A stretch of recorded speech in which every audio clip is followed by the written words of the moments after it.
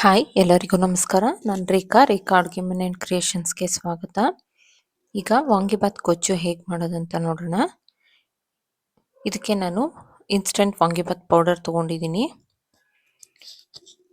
ಈಗ ಒಂದು ಬಾಣಲಿಯಲ್ಲಿ ಎಣ್ಣೆ ಹಾಕ್ಕೊಳ್ಳೋಣ. ಎಣ್ಣೆ ನಿಮ್ಮ ನೋಡ್ಕೊಂಡು ಹಾಕ್ಕೊಳ್ಳಿ. ನಾನಿಲ್ಲಿ ಒಂದು 5ರಿಂದ 6 ಸ್ಪೂನಷ್ಟು ಎಣ್ಣೆ ತೊಗೊಂಡಿದ್ದೀನಿ. ನಿಮ್ಗೆ ಎಣ್ಣೆ ಹೆಚ್ಚಿಡಿಯುತ್ತೆ ಅಂತಂದರೆ ಹಾಕ್ಕೊಳ್ಬೋದು. ನಾನಿಲ್ಲಿ ಕಡಿಮೆ ಎಣ್ಣೆನೇ ಬಳಸ್ತಾ ಇದ್ದೀನಿ. ಇದಕ್ಕೆ ಈಗ ಎಣ್ಣೆ ಕಾದಿದೆ, ಸಾಸಿವೆ ಹಾಕ್ಕೊಂಡಿದ್ದೀನಿ. ಜೊತೆಗೀಗ ಕಡಲೆಬೇಳೆ ಹಾಕ್ತಾ ಇದ್ದೀನಿ. ಕಡಲೆಬೇಳೆ ಸ್ವಲ್ಪ ಫ್ರೈ ಮಾಡ್ಕೊಳ್ಳೋಣ. ಈಗ ಒಂದು ಈರುಳ್ಳಿ, ಮೀಡಿಯಂ ಸೈಜಿಂದು ಒಂದು ಈರುಳ್ಳಿನ ಹೆಚ್ಚಿಟ್ಕೊಂಡಿದ್ದೀನಿ ಸಣ್ಣಕ್ಕೆ. ಇದನ್ನು ಹಾಕಿ ಫ್ರೈ ಮಾಡ್ಕೊಳ್ತಾ ಇದ್ದೀನಿ. ಈಗ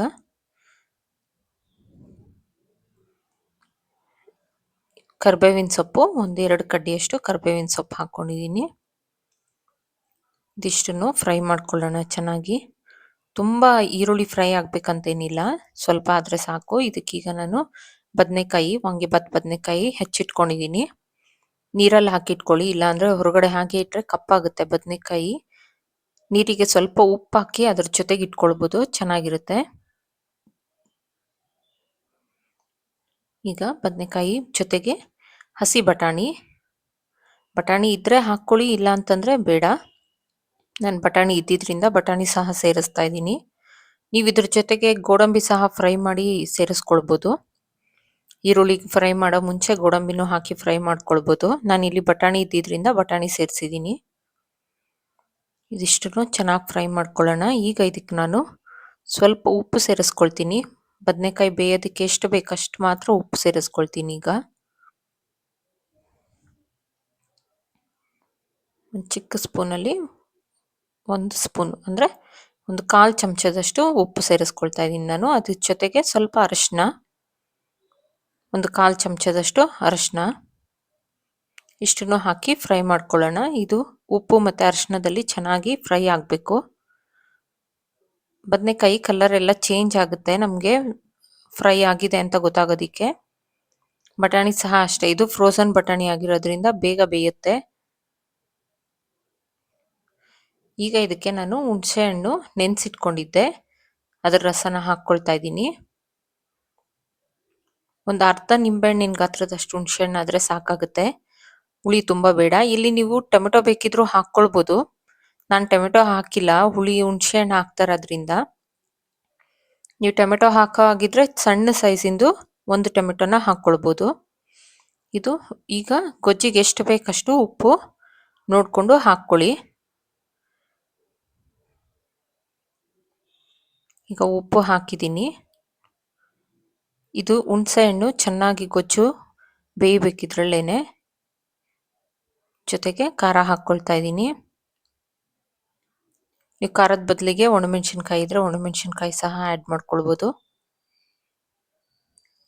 ಈಗ ನಾನು ಇದಕ್ಕೆ ಇನ್ಸ್ಟೆಂಟ್ ಪೌಡರ್ ಏನು ತೊಗೊಂಡಿದ್ದೆ ಅಲ್ಲ, ವಾಂಗಿಬಾತ್ ಪೌಡರ್, ಅದು ಒಂದು 3 ಸ್ಪೂನಷ್ಟು ಹಾಕ್ಕೊಳ್ತಾ ಇದ್ದೀನಿ. ಊಟ ಮಾಡೋ ಸ್ಪೂನ್ ಏನಿರುತ್ತಲ್ಲ ಅದರಲ್ಲಿ 3 ಸ್ಪೂನ್ ಸಾಕಾಗುತ್ತೆ. ಇದನ್ನೀಗ ಚೆನ್ನಾಗಿ ಮಿಕ್ಸ್ ಮಾಡಿಕೊಡೋಣ.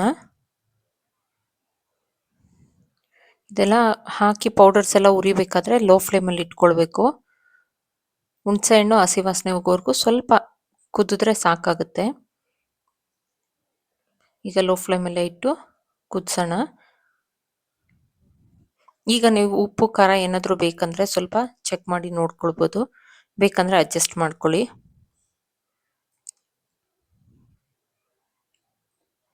ಈ ವಾಂಗಿಬಾತ್ ನಾವು ಟೊಮೆಟೊ ಬಾತ್ ಎಲ್ಲ ಮಾಡೋ ಥರ ಬಾತ್ ಥರನೂ ಮಾಡ್ಬೋದು. ನಾನು ಇನ್ಸ್ಟೆಂಟ್ ಕ್ವಿಕ್ಕಾಗಿ ಒಂದು ಶಾರ್ಟ್ಸ್ ಹಾಕಿದ್ದೆ, ಅದು ಹುಣಸೆ ಹಣ್ಣು ಯೂಸ್ ಮಾಡ್ದೇನೆ ನಿಂಬೆಹಣ್ಣಿನ ಜೊತೆಗೆ ಮಾಡೋಂಥದ್ದು. ಇದೀಗ ಹುಣಸೆ ಹಣ್ಣಿನ ಬಳಸ್ಕೊಂಡು ಗೊಜ್ಜು ಮಾಡಿ ಇಟ್ಕೊಳ್ಳೋದು. ಇದನ್ನು ನೀವು 1 ವಾರ ಗಟ್ಟಲೆ ನೀವು ಫ್ರಿಜ್ಜಲ್ಲಿ ಇಟ್ಕೋಬೋದು ಆರಾಮಾಗಿ, ಯಾವಾಗ ಬೇಕಂದರೆ ಅವಾಗ ಯೂಸ್ ಮಾಡ್ಬೋದು. ಕೊತ್ತಂಬರಿ ಸೊಪ್ಪು ಸೇರಿಸ್ಕೊಳ್ತಾ ಇದ್ದೀನಿ. ಈ ಗೊಜ್ಜು ತುಂಬ ಚೆನ್ನಾಗಿರುತ್ತೆ.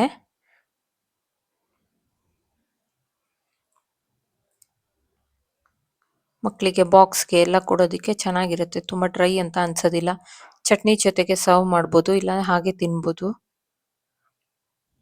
ನೋಡಿ ಈಗ ಆಗಿದೆ. ನಾನು ಕೊತ್ತಂಬರಿ ಸೊಪ್ಪು ಆ್ಯಡ್ ಮಾಡಿ ಈಗ ಆಫ್ ಮಾಡ್ತಾ ಇದ್ದೀನಿ.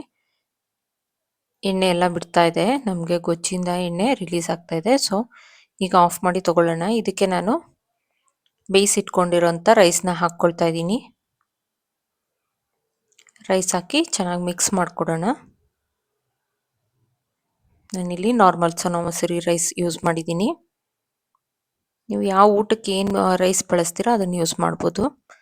ಈಗ ವಾಂಗಿಭಾತ್ ಗೊಜ್ಜು ಅನ್ನದ ಜೊತೆ ಬೆರಸಾಗಿದೆ. ಪ್ಲೀಸ್ ಟ್ರೈ ಮಾಡಿ. ಪ್ಲೀಸ್ ಲೈಕ್, ಶೇರ್, ಸಬ್ಸ್ಕ್ರೈಬ್ ಮಾಡಿ. ಹಾಗೆ ಕಮೆಂಟ್ ಮಾಡೋದು ಮರಿಬೇಡಿ. Thank you.